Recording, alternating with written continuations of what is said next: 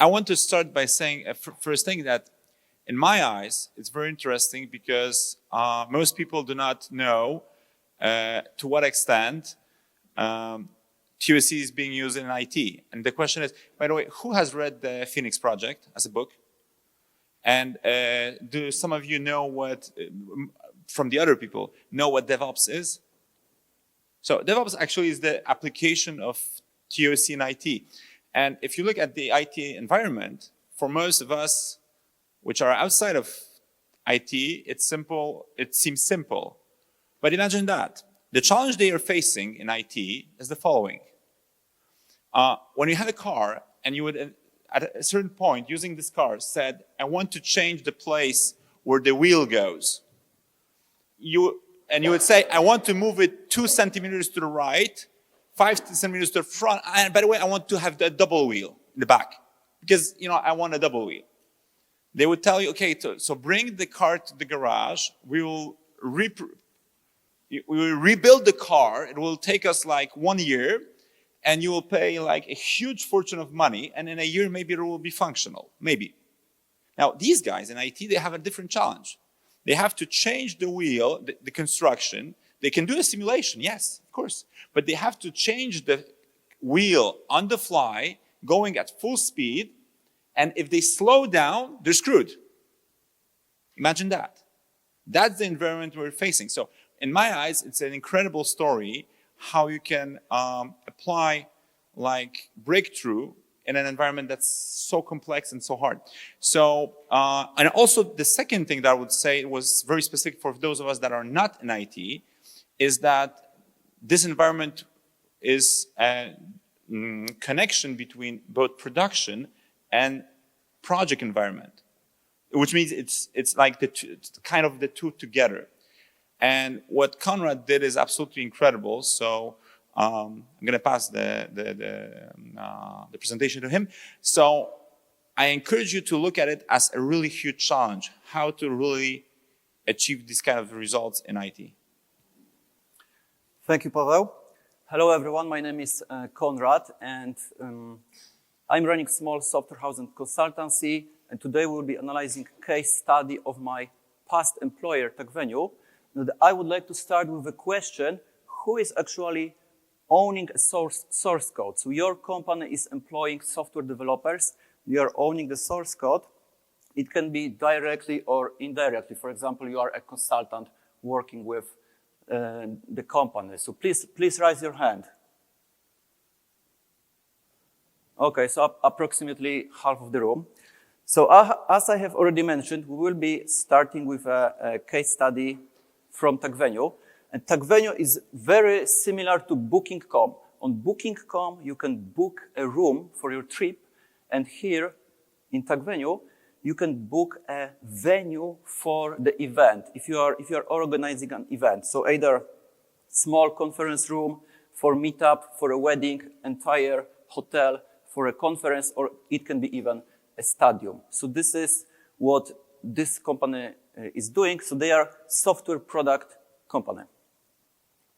I have joined TechVenue around 2017, and it was 15 employees at the time. We were operating in UK market only.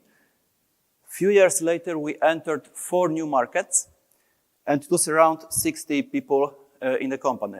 You're probably recalling the date. So a month later, it was only 25 people who was left because founders decided to axe majority of the staff. So it's hard to imagine industry that was hit by COVID more than ours, because sales dropped within a week 95%. But thanks to this agility that we embraced and that we are describing it to you today, we were able to develop second product, kill it, and then develop another product that was actually successful, and it was a hedge against remote time. So it was office parties remotely. And currently, TechVenue, with its main product, is already conquering US market with more than 100 employees. Today, we will be speaking about so-called deployments. So that you understand what it is, so you have probably your software developer who is coding, and you have a so-called test environment, test server, which is a sandbox where you can play with your developers, your office, and so on. And an opposite to test environment is so-called production environment. And when the developer is finished with coding, he wants to push new version of the application into the server, in this case, a production. So we called it a deployment. This is what it is. And the word here symbolizes that this is the server that serves all your users. So this is where the money comes from. So entire word, basically. Is this one clear? Because this is important because we will be speaking about deployments to production. Awesome. And we are speaking about deployments to production not because it's fancy, but because this is one of the 4 key metrics determined by DORA research program. This is DevOps research program, well known in IT, currently is owned by Google. It was founded by Puppet, and they have found out 4 key metrics. One of them is deployments to production, and this describes the throughput of software delivery, another metric that we will be not covering today. So back then, in 2017, we were working on a boost of our search engine. We were working on it for weeks. So specifically, it was backend response time. So basically, how fast the server responses. If it responses fast, then the website works fast. And this is very important because first, Google likes it. And second, users are much more eager to stay if the website performs well. So the goal was to decrease the bars twice. So improve the speed of the website twice. And we were working on it for weeks already. You may be wondering how we were progressing with the implementation. And we were progressing in that way. So what you can see here is me. Those are all real, actual screenshots from our Slack. So this is a chat solution. And I'm speaking with Robert, who is manual tester, so-called QA tester, who is currently on a meeting. So there are delays because at the time, everything before being deployed to production had to be tested, manually tested by Robert. So Robert is working remotely. This is before pandemic started. He's on the meeting and he was employed for 1/4 of a full-time via external agency so that what?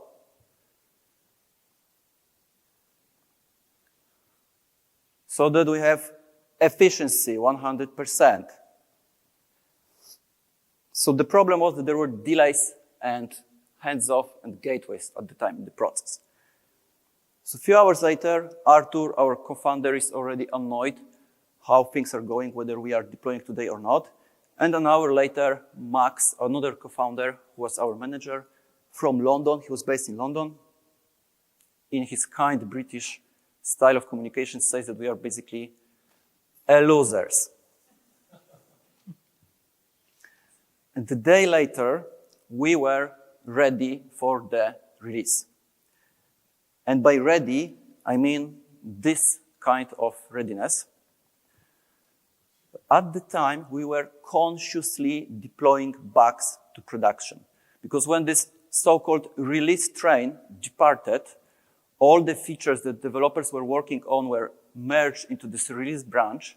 We were trying to fix the bugs that Robert had found before, but fixing them would take ages, so we were consciously deciding to deploy with the bugs because we were believing that those new features will make up for the bugs, will counterbalance the bugs.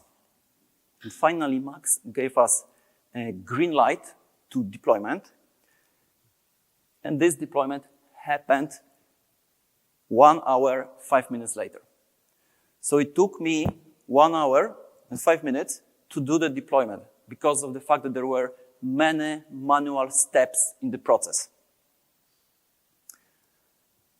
So everyone was excited, Slack bot answered in the messenger, and Max had a lot of faith in this particular deployment. He strongly believed and expected that this will bring us new customers, metrics will improve, and that our market position will improve significantly.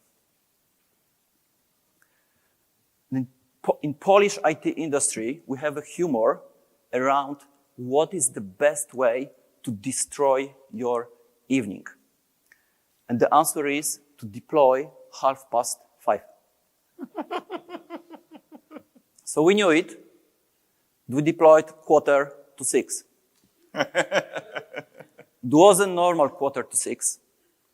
It was Friday 5:45. And it wasn't normal Friday because it was Friday before Halloween. So it's best candidate for having an office party. And this is what was actually starting in the very next room, Halloween office party.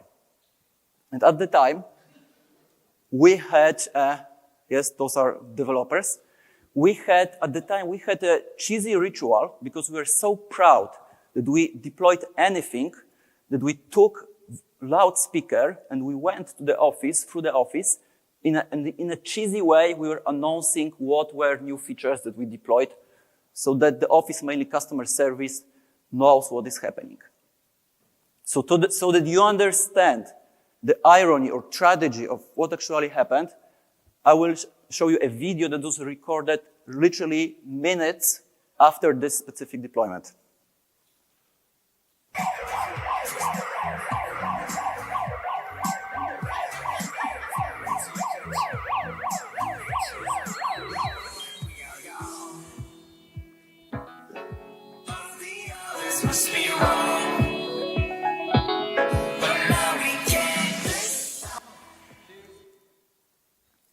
So completely unaware of what just happened, we went for a party. So entire night, Kraków, famous Kazimierz district, and the party till the very morning.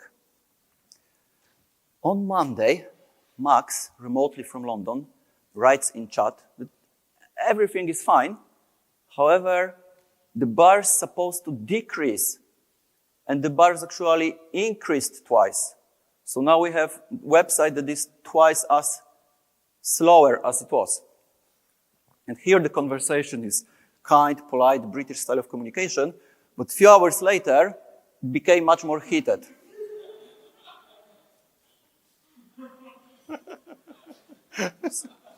So 4 weeks, nobody knew what actually happened because we were working on this implementation for weeks. Everyone was pushing his code to this release branch. Some of the changes were impacting the change positively, some negatively. Nobody knew what actually happened. So we were discussing for weeks what to do. And finally, we reverted the code in the beginning of December. And this revert took me personally almost 2 days because over the weeks, new code arrived and I had to carefully extract those specific changes that were responsible for this specific change. So that we, in this area, only revert to what was before. So at the time, we had a lot of problems. Those are all listed here, and I have mentioned them during the story. But what to remember is that we were doing work that was slow and could be faster. We were doing also tasks that were completely redundant and that could be eliminated. And also there was this toxicity from managers and between us, like blaming, that also can be and should be eliminated in a healthy working environment. And in my opinion, at the time, we were just 80% of the time or even more was just wasted and unproductive. So in 2017, TOC Venue was doing 3 deployments to production monthly. And for all those problems that I have just listed, we found a cure. And this drug doesn't taste well, but when you start taking it, you just don't want to stop. any idea what it is, what it was? One, partially, yes. Of course, the answer is theory of constraints, but applied to IT. So that I can quickly recap what theory of constraints is and this PUGI process. So we have the goal book, we have your your factory, your floor, work centers. You can order the work centers in the sequence. You have order, at the end you have finished good. And what theory of constraints is about, this PUGI process, is you have inventory to the roof, you decrease work in progress, you identify the constraint, and then you exploit and elevate the constraint so that the throughput is higher. This is what we want. For manufacturing, we have Mr. Goldrad's books, The Goal, and in IT, we have also a book that it's called Phoenix Project, and this is official remake of the Goal book. It's very same plot, but set in IT. So now the question is, what is the factory floor in IT? And this book, of course, describes DevOps. This is how we call it in IT, DevOps. And what DevOps is, it's actually application of theory of constraints to IT. This is the definition of DevOps. And in DevOps, this is our factory floor. This is our factory floor, and this is your work centers. You can also sequence them, order them in a sequence, starting from idea, maybe from a product manager or some other like UX designer. Then you design, code, review, and finally the code is pushed, deployed to production, new version. And same, we are optimizing. We want to increase throughput, but throughput of what? Dear audience? Sorry? Any kind of code? Features. I think features is a good starting point. Features, yes. And we want to also decrease work in progress, find the identify the constraint, and exploit, elevate so that the throughput increases. We deliver more, faster, cheaper, and potentially, eventually, preferably, without bugs. So this is what DevOps is about. And yes, it's about features, but not necessarily. Because, for example, I'm currently working on a project where the only goal is to extract old custom dedicated CRM from an ERP system and replace it with managed like HubSpot or Pipedrive, this kind of solutions. So it can be a feature, but what we are really optimizing for is code change. This is the goal in software delivery, to optimize, to be able to deliver as many code changes as possible, preferably in a stable way without bugs and incidents. So let me go through some of the improvements that we have implemented. And those can be categorized from multiple angles. So one is that you want to make work visible. So the solution for this is Kanban board. Second one is that we want to reduce the batch size, which basically means splitting stories into smaller stories, smaller features. So you can have high granularity, batch size, like you work on a feature for a long time, you deliver a lot of code changes, lines of code change, or you can have low granularity. So this is like splitting stories basically into smaller chunks. Second one is limiting work in progress. So you have this to-do stage column in your Kanban board, everything that is in progress, and finally in the last column that is done, really done, like triple done or deployed to production. Everything in between is WIP, and you assign limit to it. So if you are exceeding the limit, you cannot pull in next story until you make it happen that one of the in-progress stories will actually live into the actual real done. You also want to eliminate hands-off. So you want to go into this single piece flow ideal. And one of the practices, and this is very controversial one, it's called trunk-based development. Basically, it means working without code branches. So you have only one code branch called main master trunk. And it's controversial because many developers believe it's impossible. And it's not only possible, but it's actually very simple. And it works that way that every single developer is pushing code changes multiple times a day to a shared branch. And one of the goals of this practice is it helps to eliminate handoffs. And another one, test-driven development, which is about exploiting the constraint. Because it may be that at day one, your constraint is somewhere else, like you have a QA tester who is blocking every deployment, but at the end of the day, the constraint moves into testing. This is where we end up usually.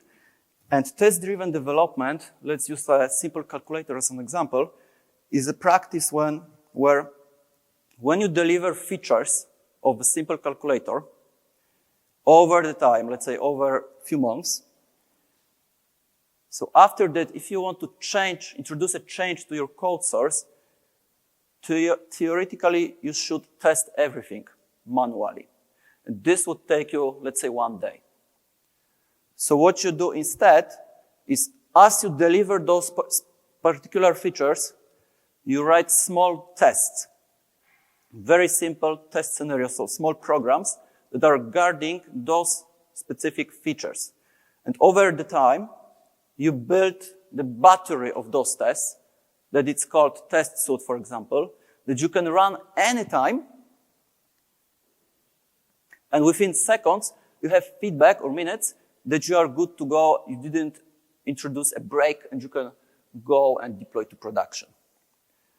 So it works as a kind of a smurf or kind of a little angel or your guard that is guarding your code changes and your entire application. And what I want to say is that this is the most important and tricky practice. If you skip this one, if you don't implement this one, if you don't start practicing test-driven development, you are doomed to failure as regards to entire transformation. And one caveat is that it can work for calculator finance, it can work for anything, for tag venue, whatever your software is. And one thing to remember is that the developers should start with a test. So they should start to write the test first, and only then they implement the functionality. This is clue. If you follow it not specifically that way, then you're not gaining the value that it's supposed to give you. So if you are still not convinced and you need some social proof, because I was strongly believing that I will be the first one who will mention it during this conference, but you can go back to Monday when Mr. Ian Larsen from WARSZTATY Global, in the 24th minute of his keynote speech, so 24th minute of this specific event, he mentioned on his slide test-driven development as the primary practice that drives success in WARSZTATY. I mean, to be fully myself, I had to challenge Mr. Ian, because he said that they run those tests every few hours, and it should be in a company that has around 2,000 developers, it should be probably every few minutes per team, so probably every few seconds per entire company. So looking forward for this improvement, folks from WARSZTATY Global. So another angle to look on all those implementations is that I have grouped them into infrastructure. So those are some practices that are important so that you have valid infrastructure that you can rely on. And those are just investments. You just need to sit on them and just deliver on them and to make the infrastructure fixed. Then it's code quality. And there are few practices that your team should start following or practicing daily. One of them is test-driven development that I have mentioned, but also refactoring and domain-driven design. And this is know-how. So you just need to spend time and train your developers so that they actually follow it. And this is important because, as we already said, we are optimizing for code changes. So you want your code to be easy to read, easy to reason about, so that it's easy to be changed. That's why it's important. And finally, there is a group of improvements that can be improved that can be implemented within actually minutes, but those usually sits in our head and we need some time so that they have a chance to click inside our head. So for example, I have listed this small batch size. You can call it a practice, but in my opinion, it's just a mindset. Because it should work that way that whenever you enter the room and you see a description of a big story, you should be immediately jumping into the conversation how you can split it into smaller chunks. This is basically a mindset that you need to develop within your team. Another very controversial one is that you do code review only after the code is deployed to production.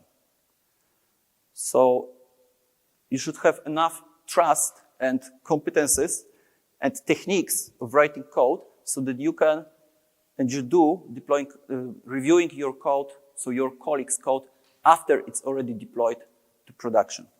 And finally, you also have to have some values to be installed.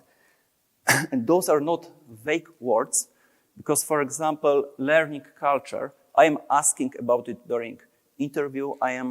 We are, for example, organizing quick quiz in the morning during daily, where developers are asking other developers how we can achieve specific action in our code editor so that we are more productive. Or I'm asking every developer at the end of the week what she learned in last week, maybe a conference talk or read a chapter of the book. So those are actually specific values that transforms into specific actions in your team. And one of them is also balls or courage, because sometimes what will be required is some bold actions, like, for example, it will be the case that you need to fire an employee who is no longer a fit in this new environment that you want to implement. So the results. In 2017, TechVenue was doing 3 deployments to production monthly. So it's here on the chart. And year and a half later, we are doing 130 deployments to production monthly. And currently, they are doing more than 300 deployments to production monthly. At the time, it was 4 or 5 developers. And I call it this exploit and subordinate step of PUGI process. And of course, nobody have ability to finance and create a mirror team so that you can provide it with the same stream of information and same market conditions so that you will have proof how the performance improved. But in my opinion, so if I'm asked whether we improved twice, for sure, absolutely. Whether we improved 10 times, I'm not so sure. So I think that we improved at least 5 times as regards to those code changes, those value that we are asked to deliver. And then this stage, in my opinion, it's elevate step because TechVenue hired 2 more developers. So currently they have 6 developers and 1 freelancer, so 6.5 developers.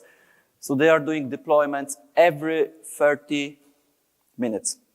In my opinion, it's great success that such a company, so 110 employees, is able to secure operations of the website only using 6 developers. So benefits, and benefits can be also seen from a few angles. One is from the perspective of employee. The stress is extremely low because now deployments is extremely boring. There is no fatigue. You finish your day with fresh mind. You have a lot of satisfaction and morale because literally when you finish the story, you have work in progress 1, you finish working on a story, an hour later it's deployed to production, you have all the green lights from business, code reviewed, and you are just taking another story and you forget about the previous one. In terms of management perspective, it's extremely easy to manage such a team. So there is no expediting. You have a feeling of control because you can kill initiative because of work in progress is very small. You can kill initiative anytime without any work time wasted. You have visibility because features are deployed to production hourly. And you also, thanks to that, build some sort of intuition of what is actually possible when next stories, next features will be delivered because you see it as those are being deployed to production.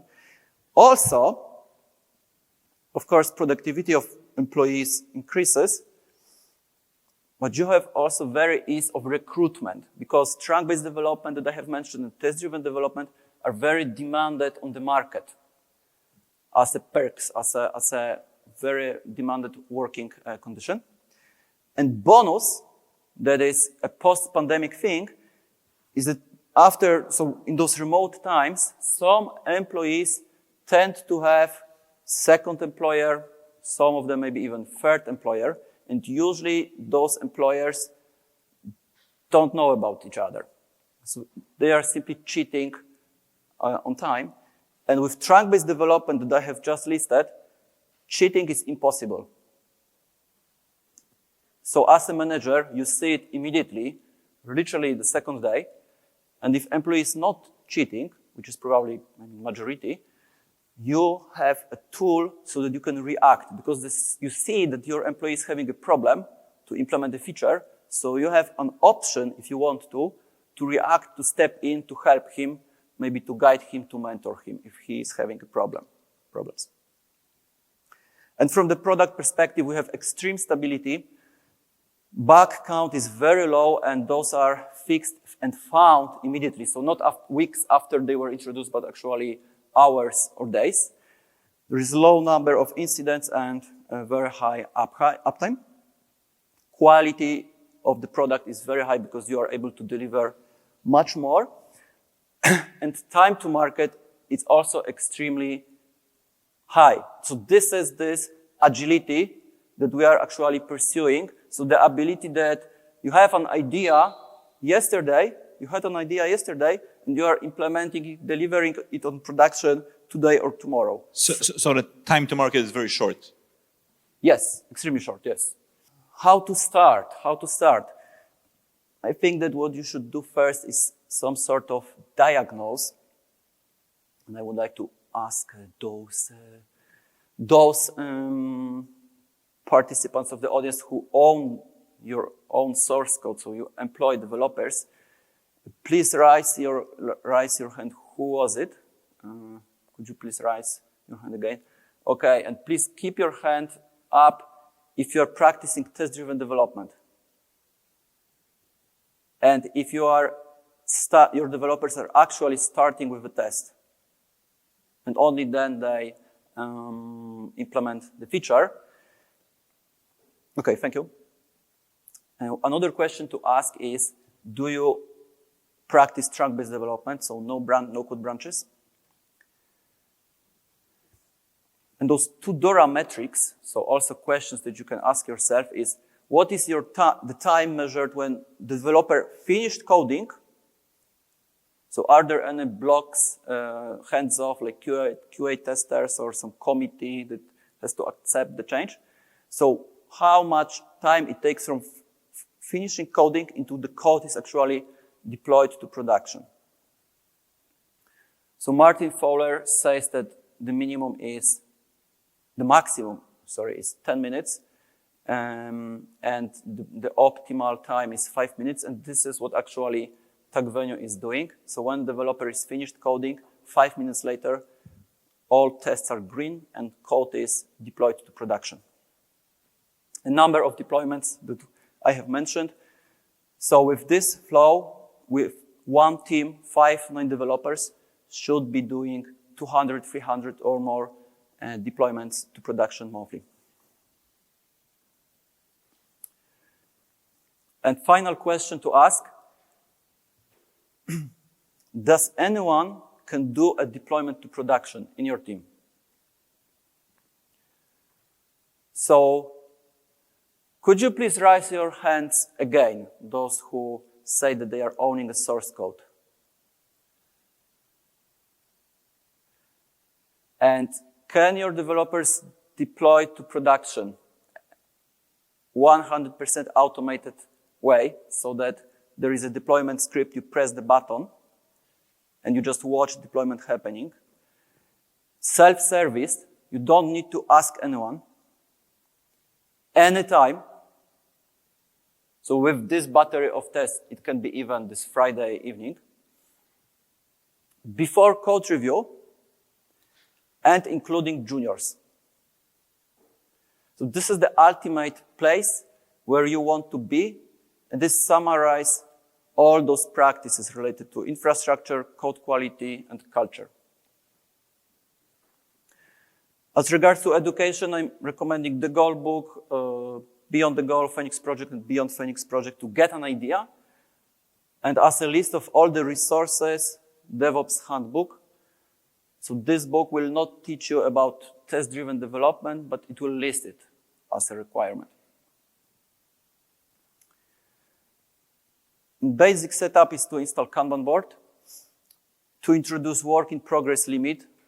As a start, I'm recommending, after Pavel actually, to introduce 50% work in progress limit of what you currently have in progress. And then to start improving flow, because those the constraints will emerge, and you will have to jump from one area to one area and start to fixing them.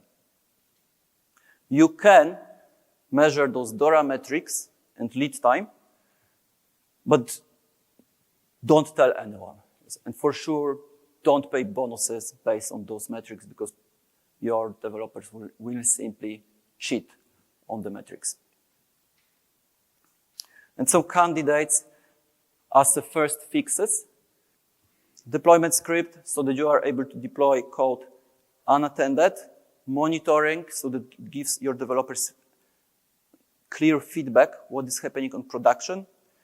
Test-driven development that I have mentioned. This policy of reviewing only after deployment, which is very important as regards to eliminating handoffs and reducing batch size. I think that's all, Pavel, from my side. So giving control back to you. Yeah. Yeah. So to summarize what Konrad said before we go to the questions, probably going to have some questions, especially when Konrad, address a specific company in the room. So I expect some questions from there for sure. I would say the key factors that I think were in this case were definitely the know-how and competency and leadership of Konrad within this project.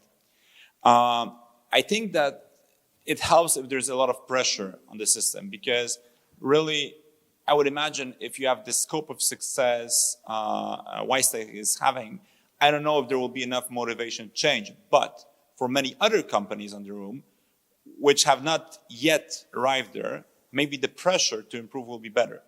So I would say that's probably something important. And obviously the openness in this group to challenge the paradigms, which is never easy. Changing paradigms like the last thing you want to do. And I must say that some of the paradigms I saw as key to this success was the fact that the goal of IT is to generate valuable code, which, I think it's obvious for everyone that is outside IT, but most people in IT don't think so. I mean, they're in their own world, and it's very hard for them to understand it. And I think that was very valuable. Second thing is that, the bigger the change in code you do, the bigger the risk, which is pretty obvious. But then again, everybody does it this way. And when we talk to different other customers of ours who do IT coding, most have a deployment once every 2 or 3 weeks. At least.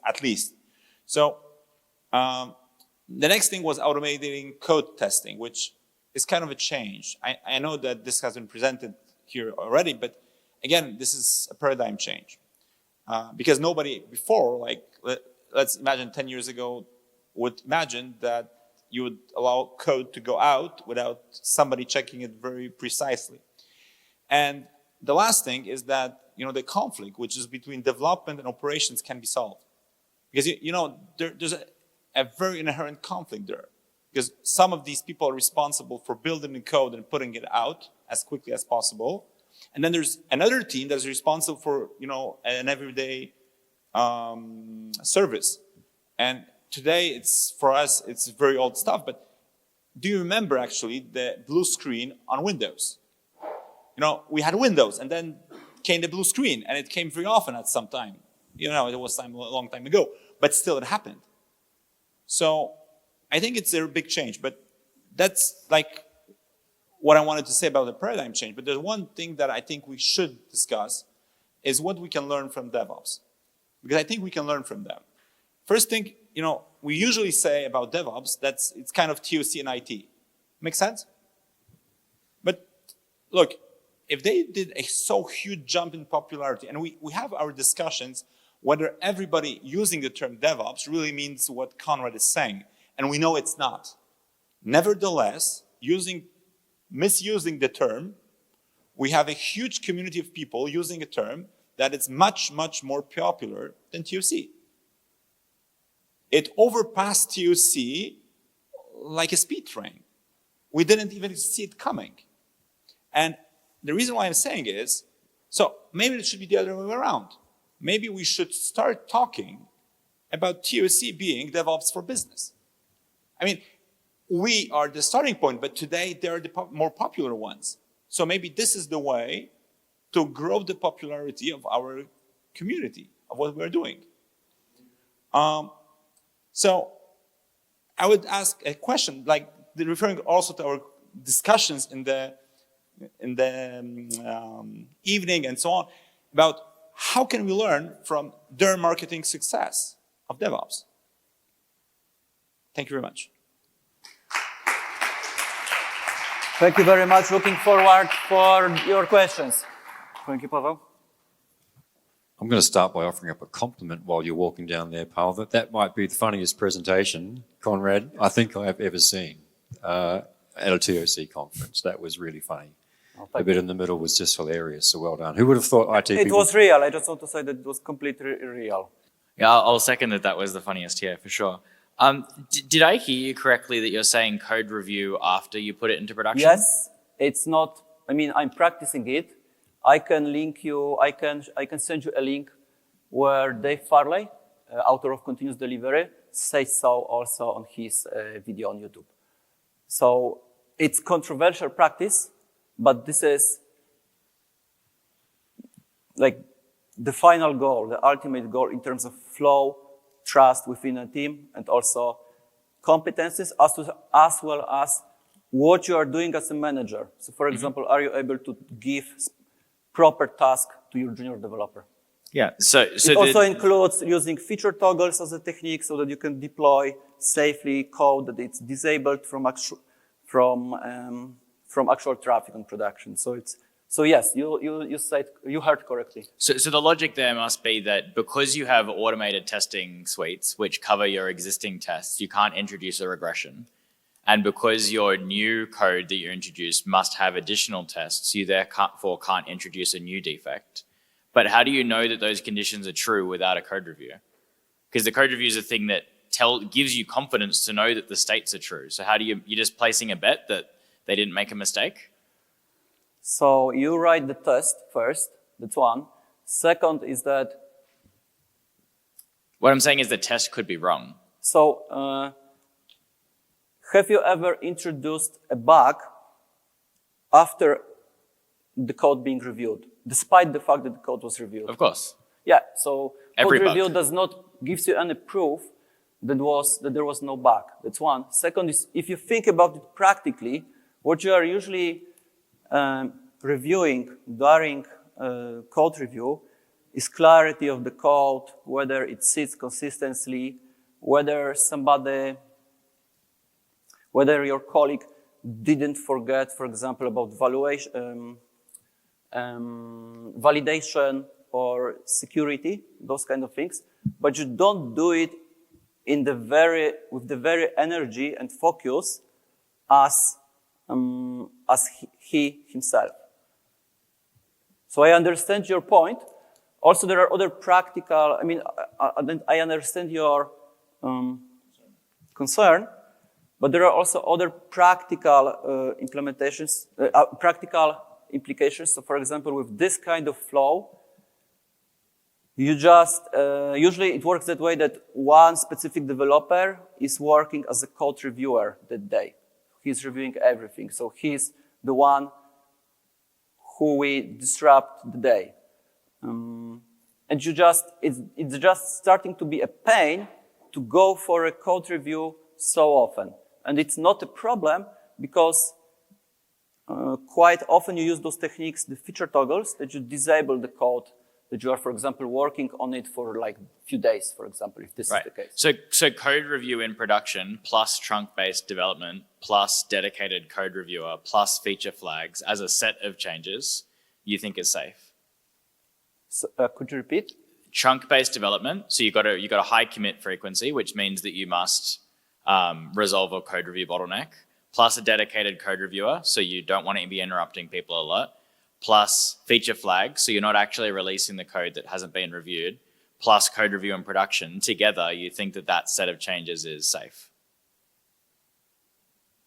Are they co-requisite conditions? No, because, for example, you have not listed test-driven development. Oh, yes, and Yes. TDD. So to be honest, this works together, and you will not achieve this, let's say, ultimate goal that I have mentioned, Junior being able to deploy to production and have code review afterwards, on the day one. It will happen over, like, after a few months, after you build the portfolio of tests. Also, what is the battery of tests, so that you have the confidence from those tests. Also, what is important is that once you make this move into this flow, this code review being performed afterwards, developers start to come to code review with much more better code. Because the responsibility, that's why I have listed responsibility, it shifts. Okay, I have maybe the last question. I think that it's a very big mistake to say that DevOps is the same as TOC in IT, especially from the book, The Phoenix Project. Dean Kim on his blog clearly states what they took from TOC and what they took from DevOps. I think DevOps is a totally independent improvement way of doing coding. At least that's also how they describe it in the Unicorn project, and also in the book you referenced, their DevOps book. I would say that DevOps, as far as I understand, I'm no coder, so I can't go into the deep discussion, but it comes from the conflict between developers wanting to do changes all the time and operations wanting no change. And that's how you got to this automated testing, and you have the feedback loops, and you maybe even make them in the same team. That has nothing to do with the theory of constraints as far as I know. But if you can boost it, the capacity, and also in the book, they look in critical chain and all this to amplify the part of the DevOps. So I think DevOps is not equal TOC. There's maybe some overlap in thinking, because there'll always be overlaps also to lean. Single piece flow, could be called lean, right? Okay, but when you are applying TOC in manufacturing, you, as far as I understand, you do apply some practices from lean on the constraints, yes? So it's actually very similar, yes? And for example, in your specific flow, like today, it may be that your constraint is at the very end of the process, there is somebody, a steering committee, acceptance committee, or QA tester who has to accept the code before it's deployed to production. And he is, whether you like it or not, a constraint. And then after implementing all those fixes, the constraints should move to developer and to actually to developer.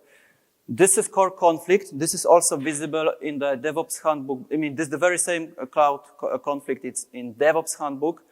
The entire book, Phoenix Project, is officially a remake of the goal. I'm suggesting to listen also to the Beyond the Goal, when the authors of the book wanted to honor Goldratt, and they have set up the plot. Beyond Phoenix. Sorry, Beyond Phoenix. So the plot of the story is very same as regards to number of pages. And the conflict here, this is the slide that we skipped, is that you want the dev part, you want to implement as much features as possible, and the ops part is you want stability. And here is this core conflict here on this cloud. So I disagree. As regards to Unicorn project, I think that this was second attempt to explain it to developers, because in my humble opinion, Phoenix project does not explain the concept well. So I think that it's a failure rather of Phoenix project book than. Big round of applause.